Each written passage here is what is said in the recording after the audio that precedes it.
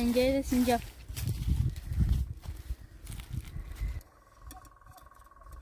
Ayağı yaralanmış. Ne yapabiliriz diye düşünüyoruz. Kendini de seviyor. Sadece kaldırmaya çalışınca ısırmaya çalışıyor.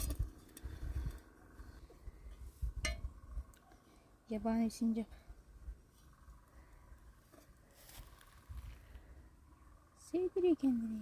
Şurada kenara koydum. Bu ceviz ağacından düşmüş.